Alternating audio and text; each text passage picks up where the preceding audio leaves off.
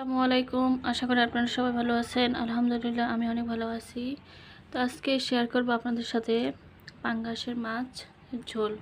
কিভাবে পাঙ্গাসের মাছ ঝোল করতে হয়, আর যারা পাঙ্গাসের মাছ পছন্দ করে না তারাও এভাবে রান্না করলে নিমিষে তারাও খেতে পারবে বা ভালো লাগবে। তো কিভাবে রান্না করতেছে আপনারাও দেখেন।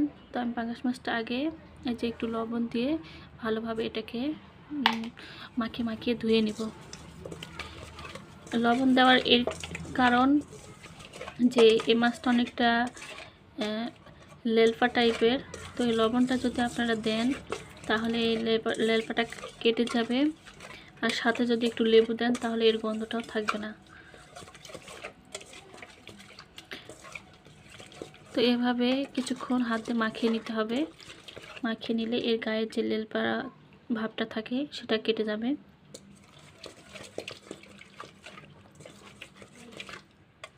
তো এই জন্য আমি হাতে মাখিয়ে নিচ্ছি। এ পর্যায়ে এটাকে এখন আমি ধুয়ে নিব। এই যে দেখেন, লবণ দিয়ে ধোবার পরে মাছটা কতটা চকচকে হয়ে গেছে, একদম সাদা, একদম কোনো লেলপা নেই এর গায়ে, একদম চকচকে ফকফকে হয়ে গেছে দেখতে পাচ্ছেন। তো এই পর্যায়ে এসে আমি ফ্রাই প্যানটা বসিয়ে দিয়েছি। এখন আমি এই যে পেঁয়াজ কেটে নিয়েছি আগে থেকেই, তো এখন পেঁয়াজটা আমি দিয়ে দিব।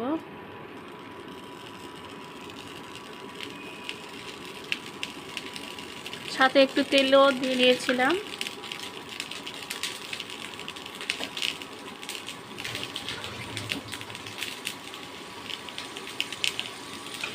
তো এটাকে এখন আমি সুন্দরভাবে ভাজিয়ে নেব লাল লাল করে।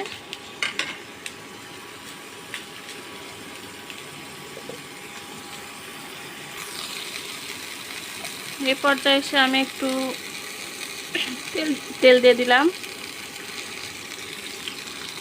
বেশি পরিমাণে তেল দেওয়ার প্রয়োজন নেই, কারণ পাঙ্গাস মাছে অলরেডি তেল অনেক থাকে। তো এর জন্য বেশি তেল দিতে হবে না, সামান্য পরিমাণে তেল দিলেই হবে।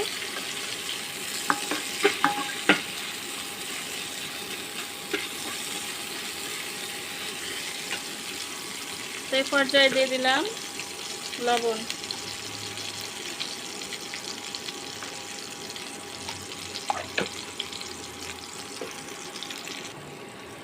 সামান্য পরিমাণ দিয়ে দিলাম গোটা জিরা, দিয়ে এটাকে লাল লাল করে ভাজবো। যতক্ষণ না লাল হয়ে আসবে ততক্ষণ এটাকে ভেজে নিব, কারণ লাল যদি না হয় তাহলে পেঁয়াজটা ঝোলের মধ্যে একটু গোটা গোটা থাকে, তো এর জন্য ভালো লাগে না। আর যত একদম লাল যদি হয়ে আসে সেক্ষেত্রে পেঁয়াজটা দেখবেন যে বোঝা যাবে না যে পেঁয়াজ দেওয়া হয়েছিল কিনা, আর ঝোলটা অনেকটা ঘনও হবে। তো এর জন্য আমি এটাকে একদম লাল লাল করে ভেজে নেব, একটুও কাঁচা রাখবো না।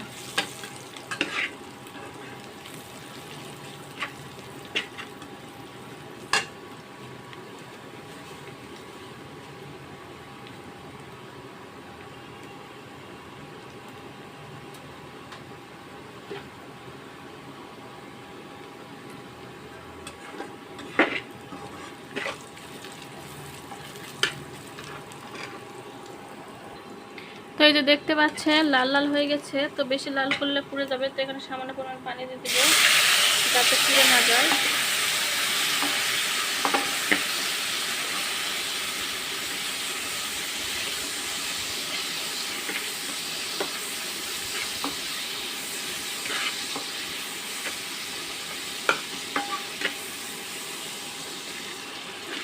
তো এখানে পানি দিয়ে দিলাম। এই পর্যায়ে যে মশলাগুলো আছে সব মশলাগুলো এখন এখানে দিয়ে নিব।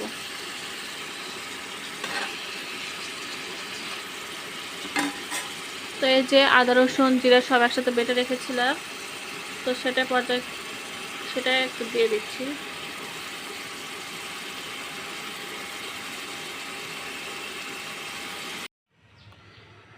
এখানে হলুদের গুঁড়া মরিচের গুঁড়া সব কিছু দিয়ে যে ঢাকনাতে ঢেকে রেখেছি।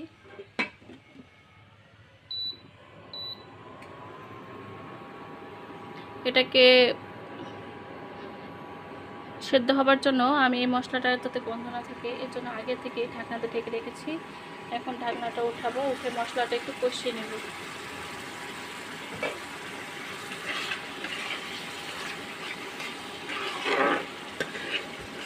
মশলাটা কষালে কি এর কোনো যে একটা গন্ধ থাকে না কাঁচা কাঁচা, সে গন্ধটা থাকবে না। এর জন্য মশলাটাকে আমি ভালোভাবে কষিয়ে নেব। আর এখানে কোনো ওই যে গোটা গোটা যেমন পেঁয়াজের একটা ভাব থাকে সেটাও দেখা যাচ্ছে না।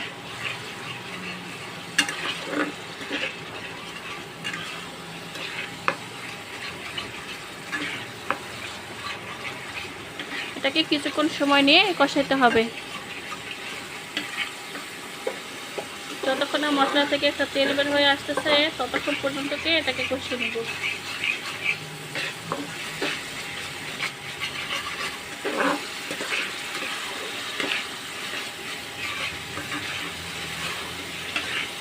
এভাবে পাঙ্গাস মাছ রান্না করে খেয়ে দেখবেন, খুব ভালো লাগবে।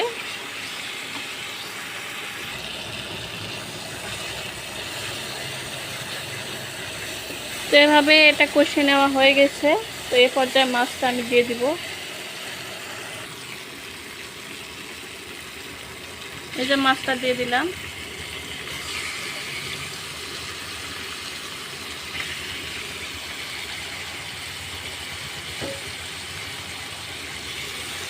তো এটাকে এখন নাড়িয়ে চাড়িয়ে নিব, ভালোভাবে নাড়তে হবে যাতে ভেঙে না যায়, সেদিকে খেয়াল রাখতে হবে।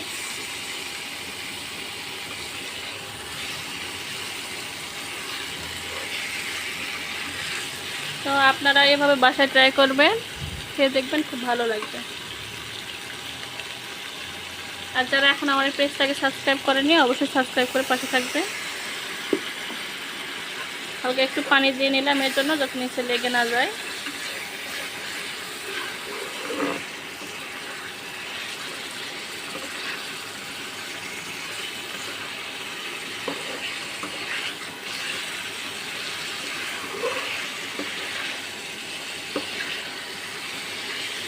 দুর্দান্ত স্বাদ লাগবে এটা খেতে।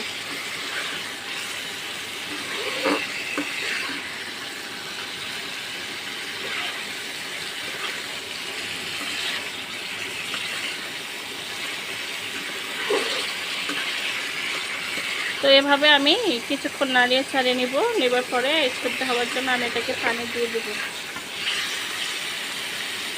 দেখতে পাচ্ছেন মাছ থেকেও তেল বের হচ্ছে।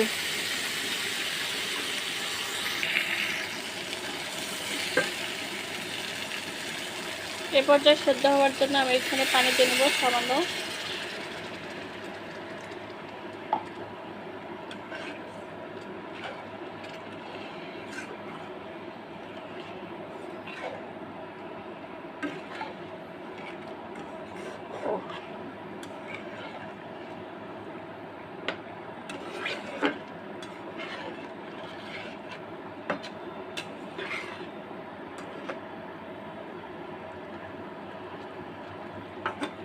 এবার এটাকে কিছুক্ষণ সময় আমি ঢাকনাতে ঢেকে রাখবো।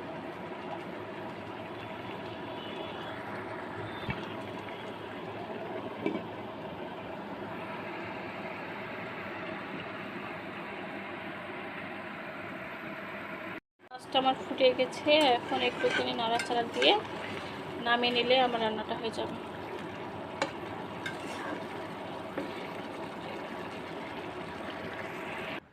তো এই পর্যায়ে নামিয়ে নিয়েছি। তো কেমন হয়েছে অবশ্যই কমেন্টে জানাবেন। আপনারা ভালো থাকবেন, সুস্থ থাকবেন আর আমার জন্য দোয়া করবেন। শুভকামনা। আল্লাহ হাফেজ।